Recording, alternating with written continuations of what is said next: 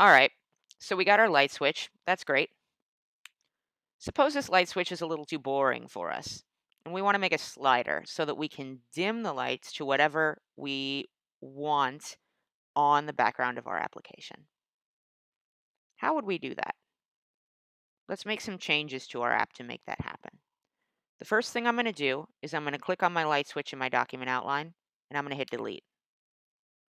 That gets rid of my light switch in the preview and in the main.storyboard. Now you'll notice that in my view controller here on the right, these bubbles next to my outlet and my action are empty. That means that the view that they were connected to no longer appears to exist. Now, we could put a new view on screen and reconnect these by holding down the control key and dragging, but I'm not going to do that. I'm going to delete them, and we're going to practice making outlets and actions again. So now I want us to select something in our main.storyboard and hit Command-Shift-L, open the object library. We've done this before. This is just more practice. This time, we're going to select a slider. I want to drag the slider onto my screen. Cool.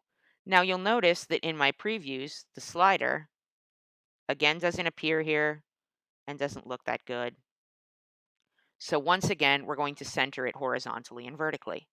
I click on my bar chart icon, I check horizontally in container, check vertically in container, click on Add to Constraints. Now I also want to constrain the width of this thing so that it always takes up the majority of the width of the screen. So in order to do that, I'm going to add some new constraints. Inside of the menu to the right of the bar chart, Add New Constraints, I'm going to click on these red lines to the left and to the right of my view representation. And I'm going to change this 150 to 20. This means put 20 points of space between the left edge of my screen and the left edge of my view. I also want 20 points of space between the right edge of my screen and the right edge of my view. This is going to pin the edges of my slider to the sides of my view with 20 points of padding. I'm going to click Add to Constraints. And you'll notice now that my slider gets much wider. And you see that in landscape mode, it stays wide. On the iPad, it stays wide. And on the smaller phone, it gets narrower to accommodate the smaller screen. Cool. So now we're going to add our outlet and our action just like we did before. Click on the horizontal slider, hold down the control key, click and drag. We're going to make this an outlet, and this time we're going to name this slider Dimmer Control because it controls the dimmer for our color of our background. I'm going to hit Enter to connect it up, and I see that my bubble is filled in. That's good. You'll notice that I usually put my outlets up above my viewDidLoad method, and I put my actions below my viewDidLoad method. That's just a convention. It'll work no matter where you put them, but that's how I like to organize my file. Once again, I click on Dimmer Control, hold down the Control key, click and drag into my code, and let go. This time I'm adding an action, and this time I'm going to say Dimmer did slide. I want to give my methods a descriptive name so that I know what's happening. Now I click Connect again, or hit the Enter key, and I have my slider.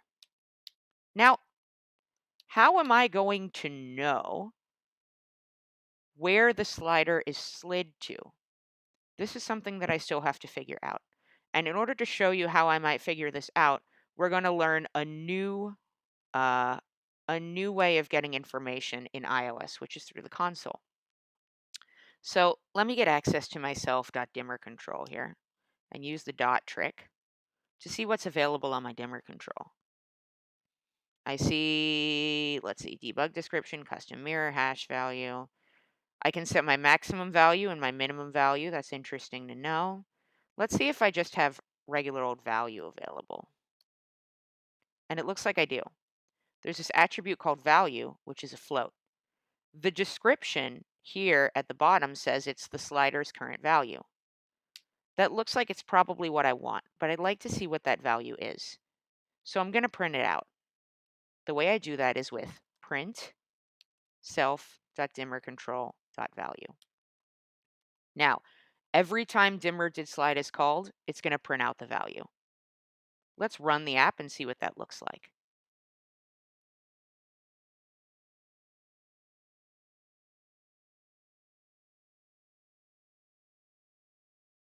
All right, so I have my slider. I slide it back and forth, and I see some printouts appear in my console here. If you don't have the console open, you can open it with this button in the upper right-hand corner of Xcode to make it appear and disappear. Now I see a whole bunch of numbers here, all of them 0 point something. And it looks to me like this is the percentage across that the slider has been slid. So if that's true, then when I slide all the way to the left, I should get a 0, which it looks like I do. And when I slide all the way to the right, I should get a 1, which it looks like I do. So now I understand how the slider works. Now what I want to do is I want to set an initial background color and an initial slider value with the lights off. So the way I'm going to do that is I'm going to use this viewDidLoad method. This is a method that's provided for us on the view controller to run any code that we want to immediately after the view is loaded and is about to be presented to the user. Here, we're going to set our dimmer control value all the way to off, and we're going to set the default background color to black. We'll do that like this. Self.dimmerControl.value equals 0. Self.view.background color is black. UI color dot black. Beautiful.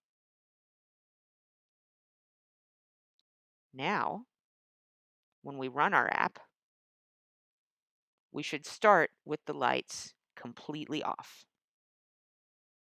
Good.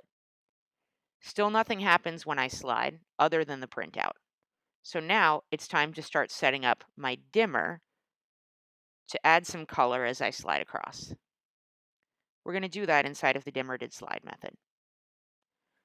Now, in order to do this, we're going to take advantage of some functionality on UI color that allows us to set the alpha channel. An alpha channel determines the transparency of a color that you add to a view. What we'll do is we'll select a color that we want to have appear when our app's lights are all the way on, and we'll set its transparency level with the value of the dimmer. The lower the value is, the more transparent the color will be, and the more of the black will show through behind it. That's how we're going to achieve that dimming effect. So here's how we'll do that. Let's set our self.background color, self.view.background color. And here, you can choose whatever color you would like. So I'm going to say UI color dot, which is going to show me what some of my options might be. If I scroll through this list, I see black, blue, brown, clear, cyan, all these different options. You can even set your own custom colors. But for this, I'm going to use a color that I know exists called System Pink. Now currently, every time I slide this, it's just going to set the background color to an opaque pink. Now I need to add the alpha channel. And I'm going to do that with dot with alpha component that's available on UI color. You'll notice that this method takes a CG float. That stands for Core Graphics Float, which is a number that's interpretable by iOS's core graphics library that's used to show views. So I need to make a core graphics float now. I'm going to do that with an initializer. CG float, open parenthesis. That's going to show me all the initializers that are available to me. I want the one that takes a float because we know that the dimmer value is a float, and we want to be able to pass that to CG float. So let's see if I can find a float one in here. Here we go. CG float initializer that takes a value of float. Let's use that. And here we'll add self.dimmerControl.value. Cool. Now I'm going to get rid of my print statement.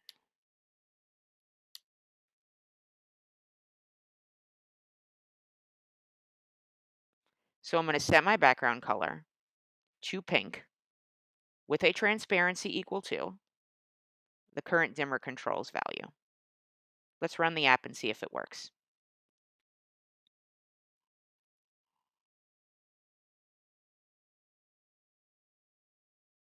So we start off completely black. And then when I raise my dimmer, I'm starting to see that pink appear very dark, brighter and brighter, all the way up to our gorgeous pink or whatever color you picked.